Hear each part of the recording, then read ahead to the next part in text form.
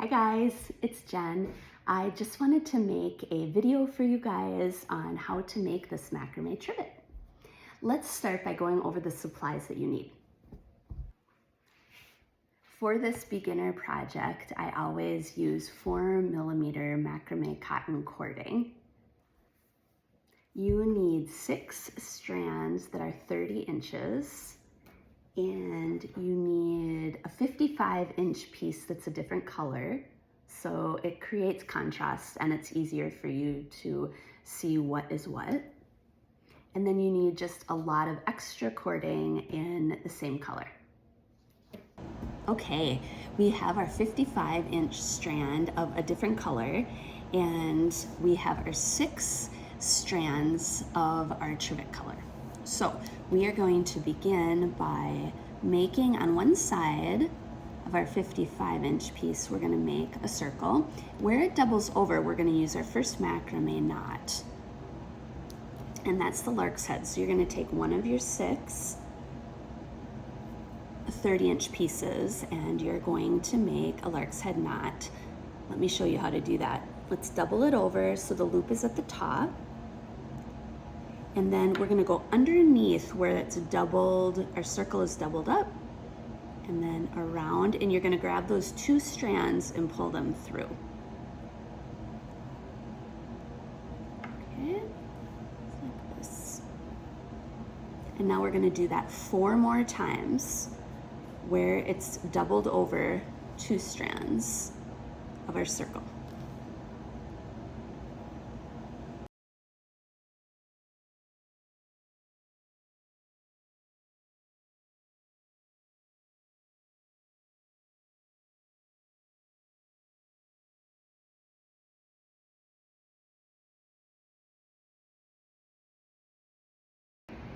Now what we want to do is we want to close this circle using our long strand sides. So we're going to pull on this gently, hold our work, pull, pull. You can see that's getting smaller.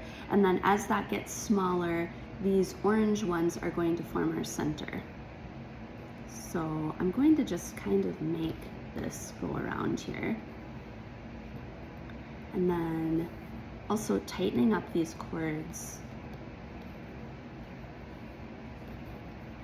so you have a nice tight center of your coaster. Okay, I like to spread these out so you know what you're working with. Right here we still have an empty spot, so this is going to be underneath this little short end, and this is going to be winding all the way around.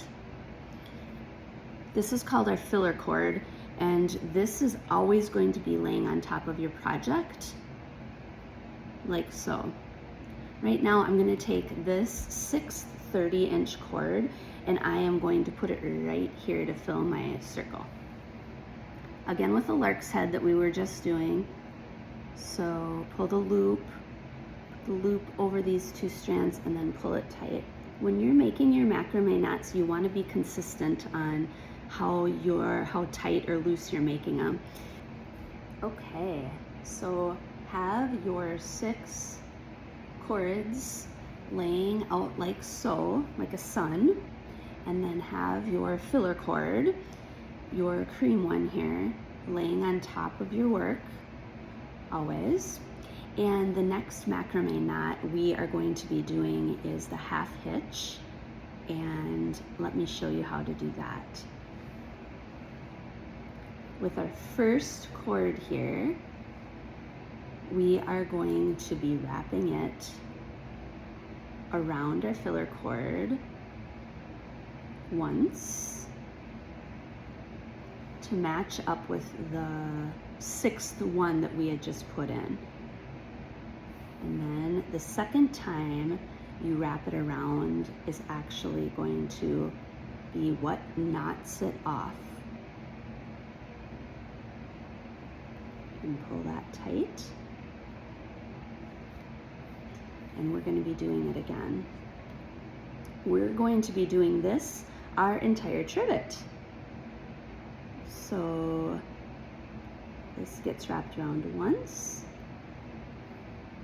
and twice. Now, with our extra orange cording, we are going to be cutting off additional pieces that we need. So as you can see here, this orange cord is pretty far away from me. And so what I'm going to do is I'm going to add in a piece of cording with the lark's head knot that we've been using. And I'm going to measure about the size, the length that I have here. So double that up with your extra cording. And then I'm going to use the lark's head, doing what I did for the center, to add in more cording so I can get myself over to my original cords that I put in. Okay, so now that's what that did. Now I can use this one to use my half hitch and wrap it around my filler cord. Okay.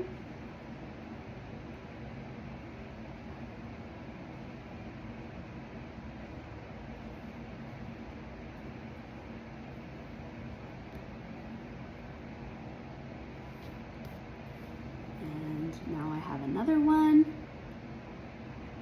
the second part of that original, one of the original 6, and there we go. This is coming along nicely. Now you'll see that again, I can't really bring this over to this spot, and so I need to add in a cord right here using that lark's head to get me over to our next one. So this is what we're going to be doing this whole project, is adding in when we have a big space here, measuring kind of the size, the length that we have already, and then kind of measuring that off, cutting a piece off, and then using your lark's head to go under your filler cord, wrap it around, and then fill in that empty spot.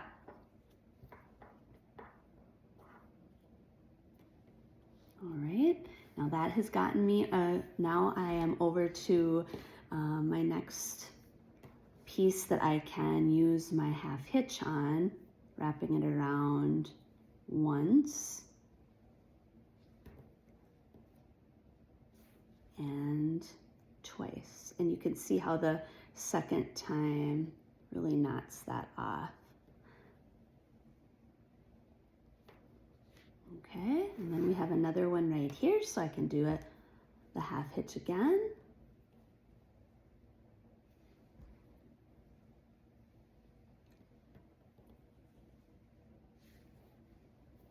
And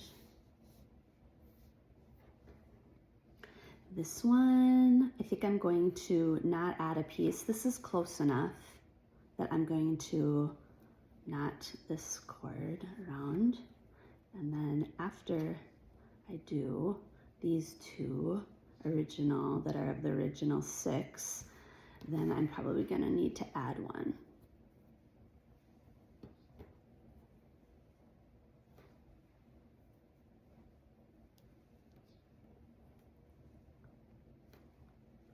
You can see how we're getting. I'm going to work on this a bit. I'm going to cut off this end now. You don't really need it anymore. You can leave it till the end if you want. I'm going to cut it off now.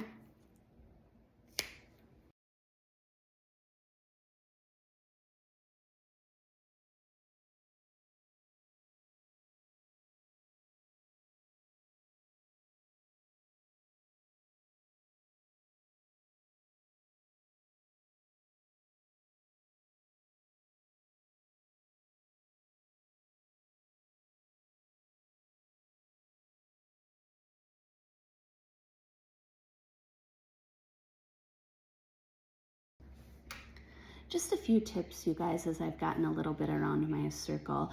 You do want to make sure that as you're winding around, make sure that it's laying flat. So if you get it too ultra tight, then it's going to want to curl up. And really that is how you make a basket using this technique. And so you want to make sure that it is lying nice and flat.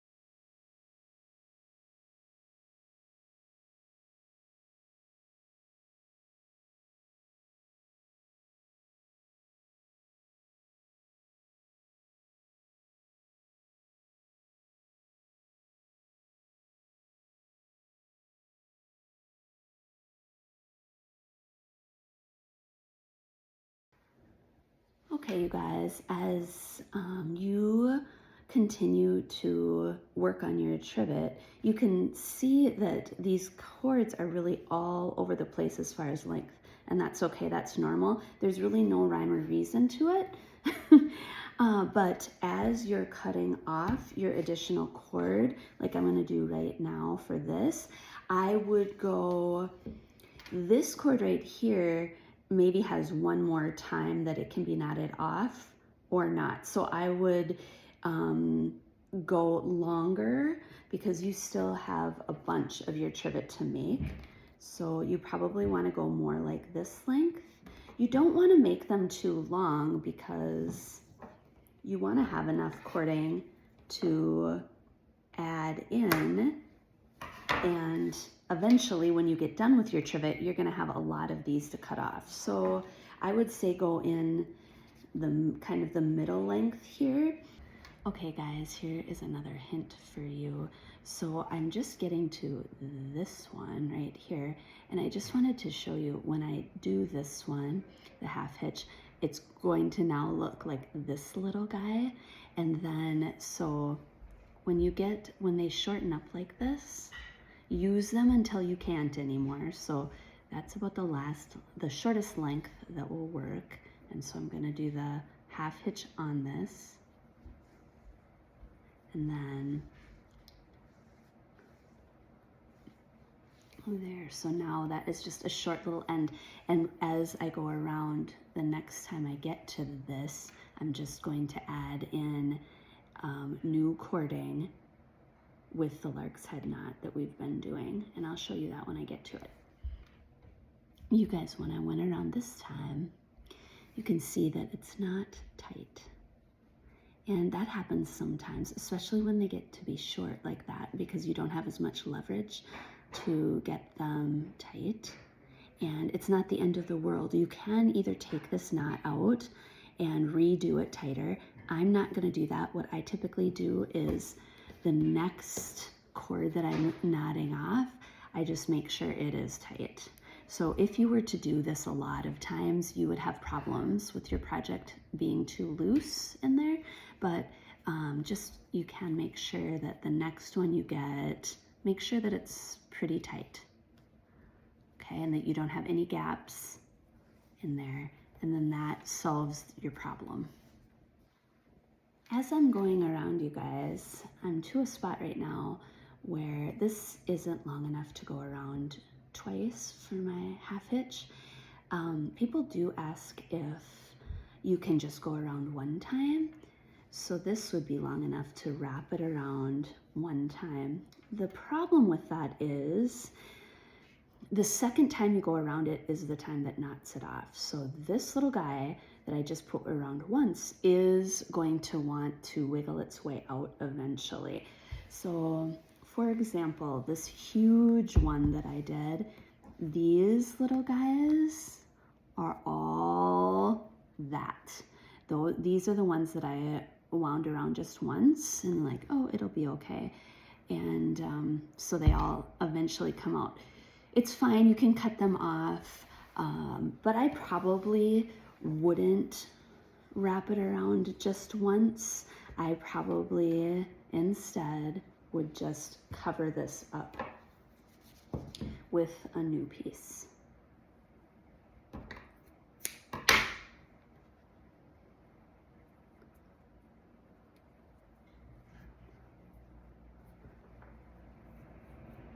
I have these shorties, so I have to add in a piece, and I'm trying to get back over to here because this is what's going to make mine strong. So to put in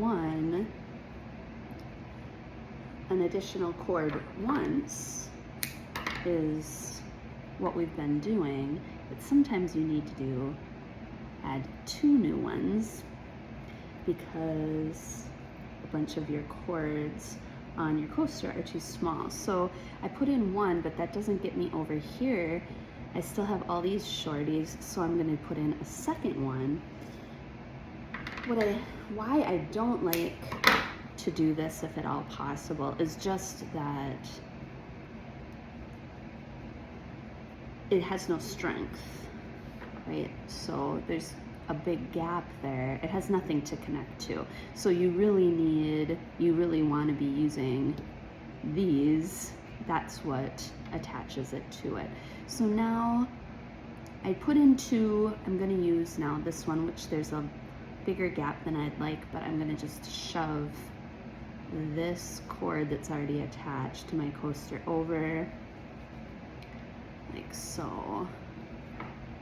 And then I could add another one if you have more cording and you want to keep working on this. Now I could add 1, and then I have 1 to attach to again.